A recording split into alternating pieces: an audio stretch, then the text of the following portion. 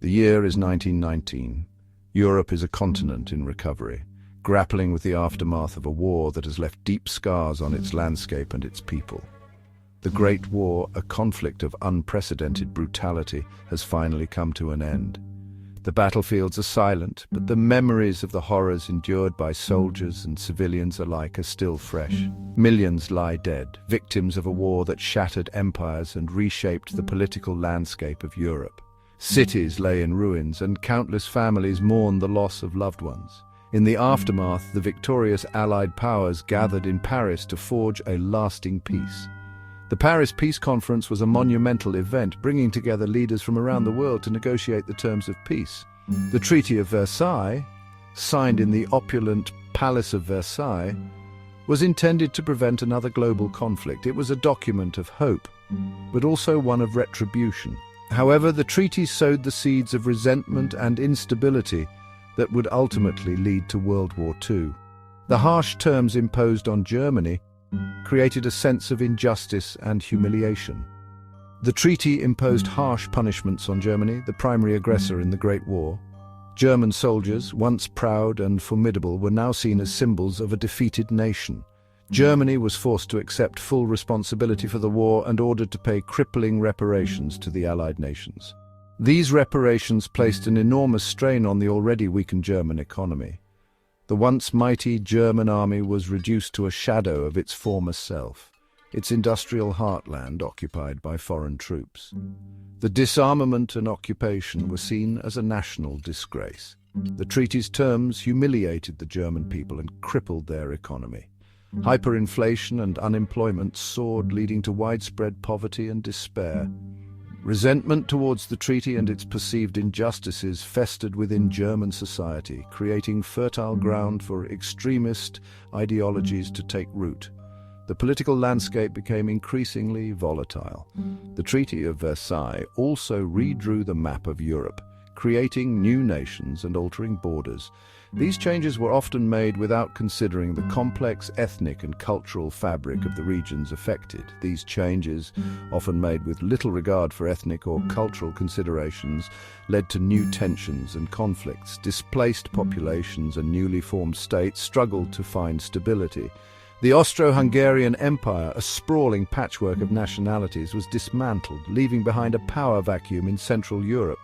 The dissolution created a host of new, often unstable states. The Ottoman Empire, once a major power in the Middle East, was also dissolved, further complicating the already volatile region. The redrawing of borders in the Middle East sowed the seeds for future conflicts. In an effort to maintain peace, the League of Nations was established. This international organization aimed to resolve disputes through diplomacy and collective security. Despite its noble intentions, the League of Nations struggled to enforce its resolutions and prevent aggression. Its lack of authority and the absence of key powers like the United States weakened its effectiveness. The 1920s saw Europe attempting to rebuild and recover from the devastation of the Great War. Efforts were made to restore economies, rebuild cities, and heal the wounds of conflict. The decade also brought significant cultural and social changes. The Roaring Twenties were marked by technological advancements, shifts in social norms, and a sense of optimism for the future. However, beneath the surface, political unrest and economic instability persisted. The rise of totalitarian regimes in Europe would soon challenge the fragile peace established by the Treaty of Versailles. In Germany, the Nazi Party, led by Adolf Hitler, capitalized on the widespread discontent and economic hardship. Promising to restore Germany's former glory, they gained significant support. The stage was set for another devastating conflict. The Treaty of Versailles, intended to secure lasting peace, had instead laid the groundwork for World War II, a conflict that would once again engulf the world in chaos. The 1920s and 30s witnessed the rise of extremist ideologies in Europe, fueled by the economic turmoil and political instability that followed the Great War. The aftermath of World War I left many European countries in a state of disarray, with economies shattered and political systems in flux. The Treaty of Versailles, which ended the war, imposed harsh penalties on Germany, leading to widespread resentment and a sense of injustice among the German people. Fascism, a far-right ideology that glorified nationalism, militarism and authoritarianism, gained traction in Italy, Germany and Spain. This ideology promised a return to national greatness and provided a scapegoat for the economic and social problems plaguing these nations. The appeal of fascism lay in its promise of strong leadership, national unity, and a break from the perceived failures of democratic governance. Benito Mussolini, a charismatic leader who promised to restore Italy to its former glory, established the first fascist dictatorship in Europe in 1922. Mussolini's rise to power was marked by his ability to galvanize the Italian people with his fiery rhetoric and promises of a new Roman Empire. His regime emphasized aggressive nationalism, the suppression of political dissent, and the creation of a totalitarian state. Mussolini's rise to power emboldened similar movements across Europe. Fascist parties and leaders began to emerge in other countries, inspired by Mussolini's success and the apparent strength of his regime. The spread of fascism was facilitated by the shared economic hardships and political instability that many European nations faced during this period. In Germany, the National Socialist German Workers' Party, led by the demagogic Adolf Hitler, exploited the widespread anger and resentment over the Treaty of Versailles. Hitler's message resonated with many Germans who felt humiliated by the treaty's terms and were desperate for a leader who could restore their nation's pride and power. Hitler, a skilled orator with a talent for manipulating the fears and prejudices of the masses, promised to restore German pride and power. His speeches were filled with promises of economic revival, territorial expansion, and the creation of a pure Aryan state. Hitler's ability to connect with the emotions of his audience and present himself as the savior of Germany was a key factor in his rise to power.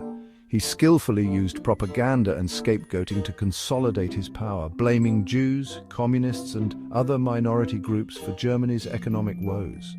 The Nazi regime's propaganda machine was highly effective in spreading its message and creating a sense of unity among the German people by identifying common enemies.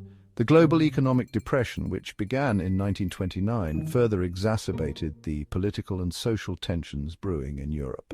The stock market crash and subsequent economic downturn led to massive unemployment, widespread poverty, and a loss of faith in democratic institutions. The Great Depression created a fertile ground for extremist ideologies to take root as people sought simple solutions to their complex problems. Mass unemployment, widespread poverty, and a loss of faith in democratic institutions created a climate of fear and desperation. In this environment, extremist leaders were able to present themselves as the only viable alternative to the failing democratic systems. Their promises of economic recovery, national rejuvenation, and strong leadership resonated with a populace that was increasingly disillusioned and desperate for change. In this environment of uncertainty and despair, extremist ideologies flourished, promising simple solutions to complex problems. The rise of fascism and other extremist movements in Europe set the stage for the conflicts and atrocities that would soon engulf the continent in another devastating war. The League of Nations, established in 1920 with the goal of preventing future wars, ultimately proved ineffective in the face of rising aggression. The League lacked a standing military force and relied on its member states to enforce its decisions. However, many nations, wary of another costly war, were reluctant to take decisive action against aggressor states.